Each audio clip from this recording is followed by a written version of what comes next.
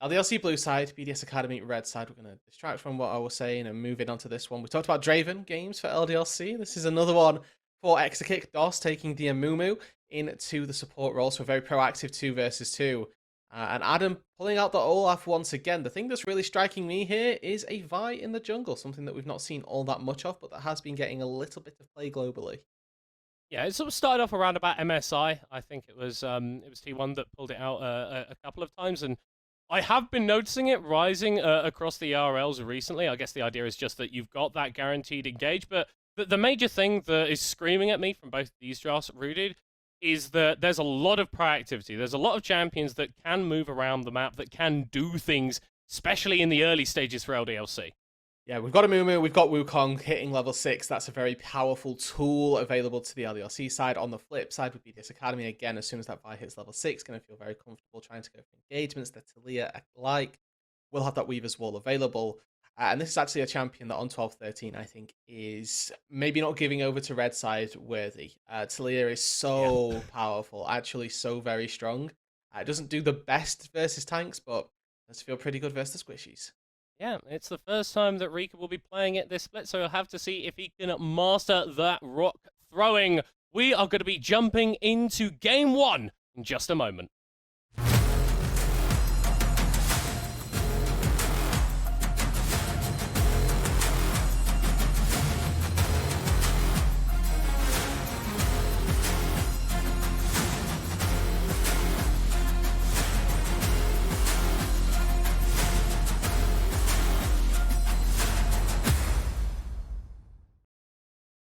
Welcome onto the Rift, everybody, for Game 1. This juggernaut matchup between LDLC and BDS Academy. A game that could be a potential preview of the LFL final, could be a preview of an EU Masters final, but we'll get to that in a bit. Right now, all that matters is how these teams fare over the next potentially 5 games to see who will be making their way all the way to the LFL final. Written in the stars, LDLC versus BDS Academy to begin our week of playoffs action.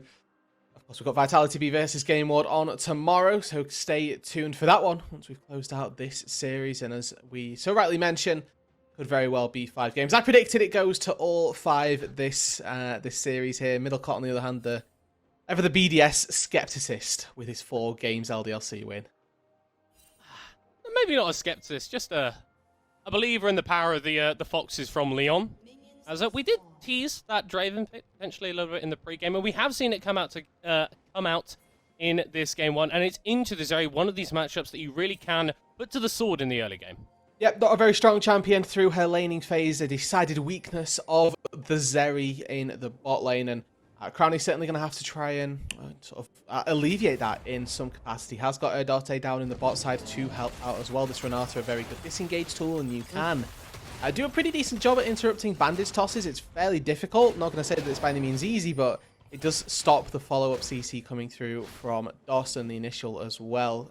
Will always land with Cleanse on both Rika and Crownie. Level 6s for the LDLC side going to be fairly powerful. As that Curse of the Sad Mummy comes down, we've also got Charms from Ica to ruin some holidays. Already an engage here from DOS with that bandage toss. Obviously, he's going to have the second charge of it. Erdate really not enjoying the laning phase so far, but currently able to dish out a fair bit of damage onto X-Kick. Few potions still, though, for the Draven, so should be absolutely fine to go for another trade, maybe when the level 2's hit. Yeah, just a small thing, of course, about AD carry bot lanes in general is whenever you do focus the support, it's going to be on the likes of Crownie in that situation to try and put some damage back down. Quite rightly, focuses out Exakick and gives himself just a small HP advantage for the time being. Now, of course, with 3 potions and a longsword start, you expect Exakick will be able to sustain that back up using the consumables. But it's a good little showing from Crownie that he's not going to let this bot lane be as bullied out as we first might have thought. Swapping to the other side of the map, we see Ragnar able to pick up his first UCS, and it's not really a surprise. The Olaf is known for his power in terms of the early game, as already really seeing that come to bear. And it's a pick that really we have associated with Adam for so many years at this point, but going up against Ragnar, a guy that we have praised for being very consistent, being very strong on the weak side. BDS Academy top laner may have a harder time in these early stages getting the leads that he's used to. And I think that for Shio in particular, he's actually missed a trick in trying to enable Adam. Went for a full clear on his top side. If we'd have seen a slightly slower clear or a slightly slower camps, where he'd gone for just 3 camps into top lane, this is a very diveable top lane. When you've got no flash on the Gwen, there was a big wave stacked up. I think we've missed an opportunity here to try and get an early lead onto Adam. You can see Vi pathing up towards this top side, but is only now making her presence in the river even. Not even showcasing too much on that top side. And it's a bit of a window wasted for the BDS jungler, now looking to potentially go for an invade on that top side. Also with another bandage toss, this time onto Crowny. Does still have the cleanse available as Yike is diving forward. Adote's going to burn down, and the first kill in the Juggernaut matchup goes to DOS. Onto your support. Ignite's doing the hard work there. Of course, the way that the Renata bailout works is it's not who gets the last hit on the first form, it's whoever does the damage at the end during the bailout sequence. So the Ignite going to be dealing that last portion of damage, even whilst we've got this resurrected form, as Rika's now the one in trouble. Cleanse and flash ready. Yeah, it's all DOS going forward. They're going to trade flashes with the BDS mid laner, but Oh, he great misses trade. the charm. Brilliant Make from it Rika 2. as he turns around the play and gets a double kill. Rika, the performer, the consistent man in the mid lane for BDS Academy, turns around the gank in a 1 versus 3 situation. Adote here to help him push the wave, but that was exclusively Rika's fancy footwork.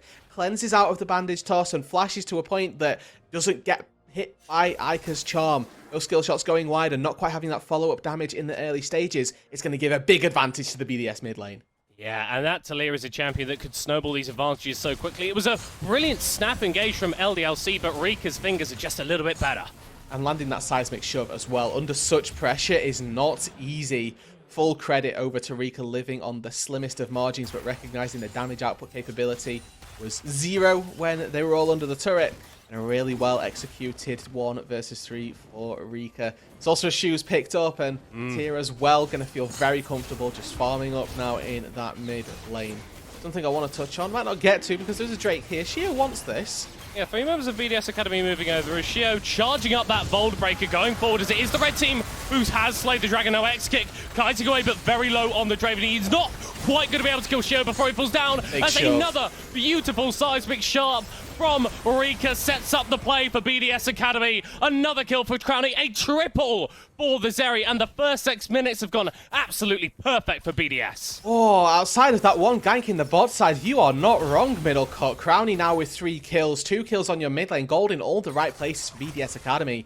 And they just leverage the level 6 in the mid lane. Rika able to ding that and sort of cut off the entirety of LDLC. Look, Ika here still at level 5, and whilst Talia's not got a combat ulti, you get to see the powerful nature of this Talia in action. Adote also lands a 3-man stun with that handshake, and the most important thing it feels like from all of this, the extra kick doesn't get a cash in. Falls before he's able to cash in on those stacks, loses 75% of those. And DOS, yes, he's able to waddle away, but your support getting out of that is very little solace for you. It's LDLC. Oh, diving in the top lane, and Ragnar is dead. Shio's going to fall down in trade. We'll have to see how that ended up going, but BDS Academy in the early game have managed to secure leads on all of their laners. A 1.2 thousand gold lead as well. This is not how we expected game 1 to go. But this is how we were expecting BDS Academy to find their wins, Middlecott. As you said, if they find a lead in a hyper early game, it could very well look to snowball it. This is now 3v1 on that top side, and they started honestly just a little too early. Shio's not there in time and isn't able to, fully layer up that CC. Ends up falling as well as a consequence. So a bit rushed there by the BDS Academy top side, but they do still get the job done. A kill onto Ragnar, who, as you can see, specking into very defensive items for right now. Certainly not going to be dishing out all that much damage in too soon a time frame. Yeah, and the thing about dives like that is that's just a result of the BDS Academy playstyle. I feel like if you are constantly going for these aggressive plays, you're going to mess up one of them every so often. And it does mean that LDLC have got a potential lifeline in terms of this Gwen, although they're going to have to wait a very, very long time for it to come online. The thing that we need to see from BDS Academy now is a continuation of the plays that they've been making. Keep yourself proactive, keep yourself moving forward, and maybe you've got a chance of taking down the best team in the LFL. Rift Herald going to be that next objective on the board. Has just spawned up. No team particularly looking to make a lane swap play right now. I don't think the LDLC are too happy to try and initiate anything since they are behind in this early game, but they also still just have priority in that bot side. Draven and Mumu don't lose out on their combat capabilities just because they've died once. They're still a fairly scary duo to try and battle up against, so they can, for the large part, control how this lane is going. Even on levels, means that there's not too much of an advantage going either way. That serrated Dirk, they're going to be helping out Exakick in the 2 versus 2 down here. But like you say, continuation is going to be crucial for BDS Academy. They aren't a team that necessarily gets outscaled to oblivion. That bot lane scaling in particular is something that's going to be very BDS Academy favoured. But the Olaf and the Vi through the later stages do tend to get kited out, are a lot easier to counter as we move through the later portions of the game. Yeah, and this feels like the way that BDS are as a team. It's about making it all happen in the early stages and then relying on the fact that someone like Crowny or someone like Rika has got strong enough as an individual carry to then push you through the rest of this game. And the question for me becomes is, when do BDS Academy feel like they can actually utilize that lead to a further extent? Because we talked about how early game favored LDLC's draft is. They've still got a lot of those playmaking tools. They've still got a lot of those abilities. They are behind right now. I'm not sure when BDS Academy think that their window is going to appear. I imagine on Divine Sunder for Shio, that might be a pretty big window that they think that they've got a chance at going for things. When first Mythics get completed, it does open up for BDS Academy to be a little bit more liberal with their engagements, a little bit more easy to go for them. Ragnar, you can see getting a little bit of help on this top side by Yike, and this is setting up for LDLC to potentially look to this Herald, pushing in the top lane, having your jungle up here, top lane priority as well. Means that they have got a chance, but with resets now coming through from the bot lanes, this was what I was waiting for. This is what you tend to look for, is when do those bot lanes take their resets, and it allows for the supports to move out onto the map. And this is that point where Crowny's either going to head up to the top side and we see a Herald play, or we see him head back down to that bot side, which feels like the more likely play. Instead of it being a Rift Herald trade for the first Drake, it might well just be the second instead. Dirte not quite connecting on the handshake onto Dos. Still only level 5 on the Amumu. Doesn't quite have access to the Curse of the Sad Mummy. But Yike at level 7. The Cyclone available if he chooses to pull it out. But LDLC for the moment just allowing BDS Academy to take this Drake on the bottom side of the map. Responding to a little bit of pressure towards the top half Herald. Level 9 Talia is also a very big power spike for BDS Academy. Your threaded volley, the Q cooldown, lowers by an entire second at every rank. It goes from 7 down to 3. And having all of the damage that comes from it as well really opens up for Rika in this mid lane to really assert perma push down. Make sure that it's pretty miserable for Ika to ever try and get a roam. And means that this mid lane now, with those 2 kills as well, is going to be feeling very, very convincing for the BDS Academy mid laner. You already see him looking to leverage a little bit of that lead into some jungle camps. It was that Dragon for Herald take as theorized, and also a couple of camps get taken away on that bot side. And the thing is, with the bottom half pressure from BDSA, they're actually able to force X-Kick a little bit away from the bot side, so try and deny the Draven, the CS lead that has been slowly building over the course of this game. Around about 25 now. And X-Kick is going to need to keep accelerating that. He's going to need to keep relying on the early game pressure of this Draven. And LDLC, I feel like they kind of need to move towards it as well. Get some setup going for this Draven so he can get that cashed and so he can get an item advantage over Crowny. And I really like this build path as well from X-Kick. To touch on it quickly, we've got BF Sword plus the serrated Dirk. Neither of which, if you're astute League of Legends players, you will know builds into a Marksman Mythic. Now, there is a world where we see the Eclipse come through for Exakick. There's also Immortal Shield Bow, an option if you want to go for a Critical Strike Faded build path. We'll have to wait and see where they're going for this, because Yike is up top side. Oh, flash engage onto Abin, who responds with the ultimate so quickly. You can't slow down the Olaf, but Ragnar just needs a couple more hits to get in. Not going to happen, though, and Adam runs away in style. Hex Drink of value right there for Adam, able to use that item purchase and weathers the storm of Ragnar in the early stages. Still sat on those plated steel caps plus Ruby Crystal. Not great as Dos finally level 6, but getting caught out in his own jungle. Actually re-engaging with Ica, but it's the support that goes down. Finally traded for the jungler of BDS Academy. A 1-for-1 in LDLC's jungle, but look at all the summoner spells that they had to burn to get that. Yep, quite a few. Some spells expended. Exit kick on this bot side, left a little bit alone, got the wave pushed on in. That is a 1-for-1, I will say. That favors the LDLC side. A kill onto your mid laner, onto the jungle in particular. It means that Shio is not getting farm when Yike is. And, you know, DOS isn't going to care too much if he goes down in experience. Has hit that level 6 on Amumu. He's effectively full build at this point. He's got an ultimate. He's got a glacial augment. He's chilling in this game. He's got a stopwatch as well, so really no concerns for the Amumu at this stage. As Yike summoning the Rift Herald into bot lane, trying to funnel a bit more resources into X-Kick on this Draven. Still yet to cash out, but possibly setting up for a dive, although with no ultimates available for the Wukong, for the Amumu. May actually get turned around on them now as Shio is going forward. Doesn't quite have the Volt Breaker. Punches the stun as Rika flashing forward to try and make a play onto DOS. Wow. And with no summoner spell available, support goes down for the second time in a minute. They expend a few summon spells there in response. Yep. Rika uses his flash just to cut off the walkway here, putting down the Unraveled Earth. It's not too common that you'll see champions willingly walk over it, and means that it is just DOS residing in his own fate. And now looking for a charm in the mid lane. Oh, does land it onto the Talia, but with not much more items built than that Luden's Tempest, which Rika has as well. Not going to be one-shotting the Talia. And Rudu, we said that BDS Academy kind of wanted to snowball their lead a little bit. And looking in terms of the gold, hasn't really happened. Yes, they picked up a couple Drakes, and in a minute and 15 seconds, Hextech Soul is a possibility. But have they done enough in the early stages to match where LDLC are going to end up?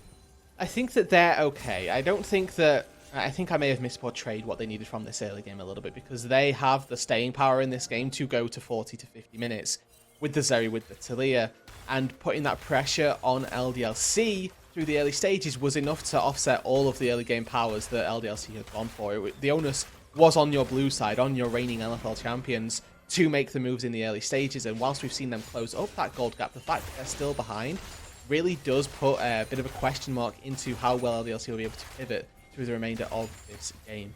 Even a champion that, without a cash-in, without going to that late game, really struggles with the gold and really struggles with using his items in any capacity.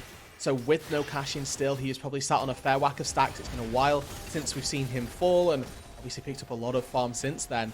There's a lot of pressure around this next fight. Expect that to be within the next minute on this bot side, because X-Kick gets a kill, then he's going to be feeling good with his money. If he goes down, then that is probably the Draven out of this game. Yeah, crucially down a Mythic. Hasn't completed that one yet, as Crowny's already sat on the Immortal Shield Bow. And LDLC, they recognise the importance of this upcoming Drake, but they also recognise it is going to be very, very difficult to walk into BDS Academy, given how strong they are right now. This Drake start has been spotted out as the Hextech gates come through. LDLC, they're not going to get a steal. They may not even get the fight, as BDS Academy have disengaged very, very easily. Ragnar going forward, though, as here comes the dashes from Ica, looking to catch out Erdote as Adam is on 200 HP, running away as fast as those legs will carry him. And LDLC can't quite catch up. Wow, and if this disengage is successful, this could be beautiful for BDS Academy. Once again, getting away without fighting and getting the objective is full power in BDS Academy's back pocket. Get to see the power of BDS's composition right here. Something that we can touch on is how good at disengage this BDS Academy squad actually is. We've got hostile takeover on one side from Erdote, which is very good at holding people in place, and chasing into a Talia is very dangerous as well. Through that Unraveled Earth, you can end up getting micro stun time and time again. She's able to very frequently put out 5 pebbles onto you, which, like I say, at a 3-second cooldown is very frequent, and you're constantly not using worked ground, which means that you're recycling more and more rocks and putting more and more damage into the chasing party. Really does cause concern for LDLC and BDS Academy once again. Daylight robbery, it feels like, in the faces of LDLC, able to take the objective and get away scot-free. And the thing is as well, just thinking about these teams in terms of identities, I don't think about BDS Academy as a disengaged team. These are players like Adam, players like Shio. They want to go forward, as we're seeing Crowny go forward onto X-Kick, forcing the flash out of the Draven, but it's not going to matter. A solo kill for Crowny in the bot lane. Overextended, X-Kick gets punished. Crowny channeled the recall and thought, hold on 1 second, this is an illegal maneuver. They get punished, though, down on the spot side. Yike, he's looking. Flashes over the wall, the Immortal Shield Bow procced, and Crowny dashes over the wall. He gets out of that one, rude dude. Yep, and that's just an overcommit, I think, by Yike. Crowny positioned very nicely around the knuckle of that bot side wall meant that Yike had to expend the flash, then there was no chase potential, and a really nice engage. DOS taking so much damage as LDLC, with that teleport coming through from Adam, decided to disengage the play, but BDS Academy aren't gonna let them. Stopwatch from DOS will keep him alive, but the axe, the undertow comes through just in time. But Ragnar, 1v1 in the Olaf on the bottom side of the fight. Zyka is going to claim a kill onto her Delte. But meanwhile, Shio's joining the play as well as Ica goes low and goes down. Adam with a double kill, and once again, BDSA make it happen. How did Adam live there? What? He dove under the turret. It took about 2,000 damage in a split second, but able to use Gore Drinker plus Conqueror to weather all of the damage that Ragnar was putting down. You can see immediately Ragnar goes back to base. I'll not be having any more of that Oblivion Orb picked up straight away. But whether that was there for the fight or not, Adam had far too much healing and far too much sustain in that fight that meant that he wins this 1 versus 1. And he had, honestly, it feels like no business getting away with it. This Berserk hit just barely catching Ica again honestly saves the play for BDS Academy, but it's those small margins that get away with it. Really well-timed axe from Adam here catches DOS out of Stonias, and look at the HP difference between Ragnar and Adam at that start of the fight. About 1,000 versus 200. But Adam able to kite out on those Qs, able to hop back in when necessary and take down the Gwen. Truly an impressive performance from the BDS Academy top laner.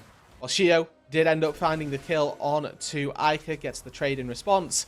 It's a very well played fight for BDS Academy, and now they are looking very well poised to take this Hextech Soul point in 1 minute and 30 seconds. And the key thing for me is that towards the top half of that fight, you saw Rika limping away on about single-digit HP. A 400 gold shot down exists on this Talia, and if someone on LDLC had been able to pick that up, could have been massive, could have got them back into this game. But as it stands, like you said, BDS Academy with the Soul in just over a minute, with a commanding gold lead with a composition that is going to outscale. Rooted, we may be getting an upset in game 1 of the series. Well, you call it an upset. I call it predicted. BDS, obviously, I think that their hot streak is very much set to continue, and with obviously this being just game number 1, we can never rule out LDLC, and game still isn't even over yet. This could still very easily turn back around. The crucial thing that we talked about, who's going to get that cash in? Is it going to be a cash in or a cash out? Oh, top side. Oh no, Shio going very, very low as multiple members of LDLC, the same as Adam forced her ultimate away from the fight. 30 seconds until the Drake. Big cooldowns being blown. X kick burned the cleanse right there. Hostile takeover used by Adote. That is not going to be available for this Drake fight, but we've still got... Actually, we've got no ultis available for BDS Academy, and the Cyclone and Needlework may actually be the difference maker for LDLC. There's a slight chance they can leverage those cooldowns into taking a beneficial fight around a dragon. This is a spot that BDS Academy may have to be cautious of. They've got no Lightning Rush, no Ragnarok, nor a cease and desist from Shio. They have to be very careful about how they take this fight, because there are still some team fight tools available to LDLC. If they were to secure this Drake, if they could pick up the Hextech Soul, it would be so massive. Crowny is absolutely on fire this game, and with a Hextech Soul, he's going to be even more so. LDLC going to be getting into the pit a little bit later, as Red Team have already slain the Hextech Drake, have already got the Soul, and now DOS is looking for an engage. That's a massive curse of the Sad Mummy, as Adam is going to be the sacrificial Olaf on the front line. But if you run off with the buff, you're going to be happy about the fight. Yeah, 1 for nothing, and they get the Hextech Drake. That is going to be BDS very, very happy. Will more than willingly sacrifice their top laner for 30 seconds whilst they have to recuperate a little bit of lost gold on the map. Really nice engagement. Once again, BDS Academy doing just what is necessary to secure themselves these big ticket advantages. Dragon going their way, and now there's nothing really on the map for them to do other than head toward that Baron. We've got it up for, it's only been 2 minutes, but with a Hextech Soul at your back pocket as well. 2 items on Zeri, 2 items on Talia. Talia, again, a champion that has so many strengths middle court, also shreds through Barons. And across the other side, LDLC have just been a little bit late this game. They haven't arrived on time for the plays, and the plays that they have made have been answered very, very well by BDS Academy. That double kill for Rika under his own mid lane tower has ended up being just the way that the game has gone for LDLC and for BDS Academy in many ways. Perfect foreshadowing, really, in every capacity. As, like you say, it was LDLC trying to make a play that did get turned around and ultimately didn't go in their favour. So for BDS Academy now, they've got this Hextech Soul. Would like to see them try and just play through 2 lanes, use this top lane, use the mid lane, a secure vision through the top side jungle, and set up on this Baron. Like I say, Zeri plus Talia, they do it very quickly. Ica was pushing bot lane and doesn't have TP on the Ahri. He's not going to be able to get to this fight in time, so LDLC are going to be in a 4v5 Baron defense. Hextech gets used as the hostile takeover, just a zoning tool as the Baron is turned away and Ragnar is being collapsed on. Adam going forward, but already taken incredibly low on the Olaf as here comes Exakick with the Whirling Death. It doesn't do enough damage to take anyone down just yet. Flashes forward. DOS looking for the engage to charm onto one as LDLC are attempting to find the fight, and they've already killed the Amumu. BDS Academy kiting back as much as they can, but with no mana on Crownie, it's going to be difficult. A kill for the Zeri keeps them alive. The Baron has been stopped as Rika is on the wrong side of town. X-Kick hunting for a shutdown on this Draven, but isn't going to find it because BDS Academy have turned it around. Shio with the engagers. Crownie is dominating the fight. Somehow still alive as Adam rejoins the play on full HP. The Weaver's Wall to lock Ica in a place he cannot escape from, and the Viking will run him down. Whoa! How have BDS Academy gotten away with this? 5-0. Look at those They're going for the Baron! Crownie's dead! Leave! Stop! It was so good, this. BDS! Okay, Adam's here. All right, it's fine. It's all right. It's all right. They get the Baron. Okay, there's the start of Spring Crownie I knew. There he is, returned back again. Adam, run. Please stop. Stop bullying them. No, he's going to try and kill DOS, Rude Dude, and there isn't actually very members of LDLC here to back up their support. You might win this. A 1v3 for the Olaf is potentially winnable. The Ignite is going to cut that healing load. The Undertow's doing a load of damage, but the Gordrinker keeps him alive. Adam, that was close. It was a bad idea, I'm not going to lie, Adam. Right, you knew going into that if they come to 3 people with you, that's not going to go your way. Does get 1. If he gets 2 there, it would have been great highlight reel, but this is going to delay BDS Academy in how fast they can close out. It means that your top laner going to be, 30 seconds stalled. It means that you've got to wait another 30 seconds before you can start setting up on the map to appropriately take steps around taking some objectives. But what this Baron is going to do, if we look at those timers, Baron is going to be live and as a buff for another 2 minutes or so, perfectly in sync with that Elder respawn time. So BDS Academy now likely to do, as we can see here, take the first steps at setting up around mid lane and bot lane. Something that you'll see so frequently from competitive teams is try and play through 2 lanes as opposed to 3. As LDLC, they're looking for this window. Yike, hiding overall, is going to go forward, landing a double Cyclone onto Rika and Odote, but DOS not quite in range to follow up. Does land a hook onto the supports. Ragnar already being exploded in the team fight as Ica is here to join, but he's not going to be able to. Crownie, X-Kick dealing the damage with the Immortal Shield, but goes golden and stays alive. A triple kill for Rika on the other side of the fight as they rescue it for BDS Academy. A rampage for Shio as well, and Ica, the only member of LDLC left alive. That was a 4v5 middle court. BDS Academy have just not even turned the game, but won, it feels like, every single inch of that fight. Yes, they lose out on their bot lane, but Rika absolutely smurfing on the top half of that fight. Shio doing all the work in the midst of everybody else, staying full HP and able to take down the rest of LDLC. They're going to get this inhibitor in the mid lane. Ica really shouldn't have an answer to Adam, but the respawns are here in just enough time. Mid lane inhibitor turret's broken down. LDLC now with their base broken open a little bit. Going to have to struggle their way through the remainder of this one. Yeah, and it's a game that may not last very much longer because that Elder Drake is spawning in 50 seconds time, and BDS Academy have all the position to take this buff, and if they can secure it, that would most likely be game 1 in their pocket. I mean, this game is just the perfect argument for why Rika has been my player to watch on BDS Academy. Watch him in these team fights, he's looking so very good. Shio now after an engage. Yeah, he's going on to DOS. He's going to be flashing away from a load of that damage as the Amumu is dead for the 8th time this game. DOS has not been able to make it happen. BDS Academy have been hunting him down.